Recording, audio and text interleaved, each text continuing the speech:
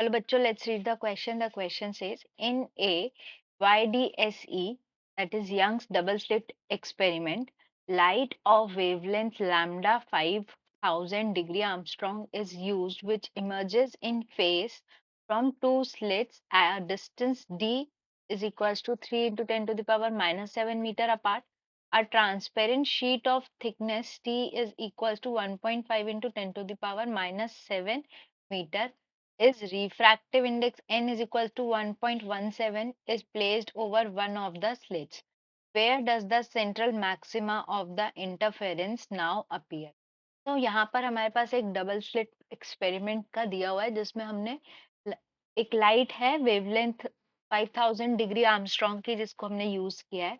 अब यहाँ पर उसमें एक स्लिट के पास हमने क्या किया है, एक ट्रांसपेरेंट शीट को इंसर्ट किया है जिसका थिकनेस हमको गिवन है क्वेश्चन में और रिफ्रैक्टिव इंडेक्स भी दिया है। अब इसके कारण जो हमारा सेंट्रल मैक्सिमा था इंटरफेरेंस का वो कहाँ पर अपीयर होगा वो हमें बताना है। तो इस क्वेश्चन में जो की कॉन्सेप्ट हम यूज करेंगे वो ये है, the path difference path difference introduced due to introduction of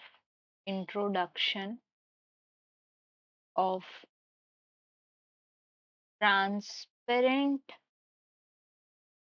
sheet is given by del of x equals to कितना होगा हमारा म्यू -1 t। म्यू क्या हो गया इसका, sheet refractive index of sheet and t is the thickness of sheet।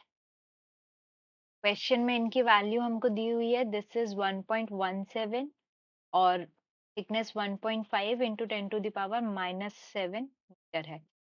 अब देखिए, जब for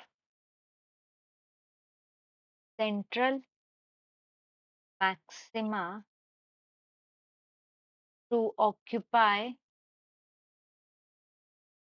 position of nth fringe, then we can write हमारा जो डेल ऑफ एक्स जो होता है नेट पार्ट डिफरेंस, ये क्या होता है 0। अब सपोज हमारा ये जो स्लिट के कारण हमारा जो पार्ट डिफरेंस आ रहा है उसको सपोज हम लिख रहे हैं x2 से, डेल x2, और जो पहले था उसको हम लिख रहे हैं डेल x1 से। तो यहाँ पर क्या हो जाएगा हमारा del x2 minus del x1 should be equals to 0 और डेल x2 फिर इससे क्या मिल गया is equals to del x1। अब यहाँ पे जो डेल x1 यानी पार्ट डिफरेंस जो पहले था उसकी वैल्यू क्या हो जाएगी हमारी n lambda which is equals to d sine theta. और ये जो d साइन थीटा है वो क्या है, ये डिस्टेंस है। अगर हमारा ये एंगल थीटा है एंड दिस इज d, तो ये क्या हो जाएगा हमारा d साइन थीटा। ठीक है, ये अगर हमारा है थीटा एंगल, ठीक है, तो यहाँ से ये क्या मिल जाएगा हमको d साइन थीटा ये मिल जाएगा। तो इस हिसाब से हमारा डेल x2 की वैल्यू क्या हो गई n lambda equals to d sine theta, और डेल x2 हमारा किसके कारण था, शीट के कारण था।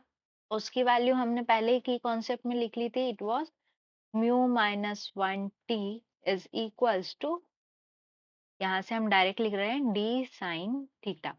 तो इस हिसाब से हमारे साइन थीटा की वैल्यू क्या आ जाएगी, this is equals to mu -1t divided by T.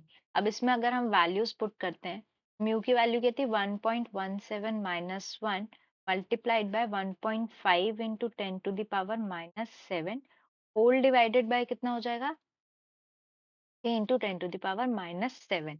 इसकी वैल्यू कितनी आ गई हमारी, दिस इज इक्वल टू 0.085 और ये काय में रहेगा हमारा रेडियंस में रहेगा। अब इसको हम क्या करेंगे, sorry this is sine theta है ना, यहाँ पे ये वैल्यू नहीं, ठीक है। अब यहाँ से हम थीटा की वैल्यू निकालेंगे, तो थीटा थीटा कितना हो जाएगा हमारा? साइन इनवर्स ऑफ 0.085, इसकी वैल्यू आएगी हमारी 4.88 डिग्री। ये आ गया हमारा थीटा। अब देखिए, for small angles sine theta is equal to theta. ठीक है, तो इस हिसाब से हमारा टैन थीटा क्या है? देखिए, यहाँ पर टैन थीटा क्या हो जाएगा हमारा? d डिवाइडेड बाय, और ये डिस्टेंस हमारा कितना है? This is y। ठीक है, और यहाँ से यहाँ तक ये कितना है हमारा? This is d। तो ये tan थीटा की वैल्यू आ जाएगी हमारी, tan theta is y divided by capital D। ठीक है, अब यहाँ पर इसको हम इक्वल कर सकते हैं हमारे थीटा के बराबर, क्योंकि साइन थीटा को हमने थीटा के बराबर लिया है, which is equals to tan theta, है ना। तो यहाँ पर थीटा की वैल्यू अगर हम पुट करेंगे तो ये क्या हो जाएगा हमारा? Mu minus 1t divided by T. तो ये आ गया हमारा रिलेशन। इससे हमको y की वैल्यू क्या मिल जाएगी? Shift of central maxima y is equals to d mu minus 1t divided by, ये आ गया हमारा रिक्वायर्ड रिलेशन। अगर ऑप्शंस देखें हम, तो हमारा करेक्ट ऑप्शन क्या हो जाएगा? Correct option is option D. Answer is option D. I hope you understood the question well. Best of luck.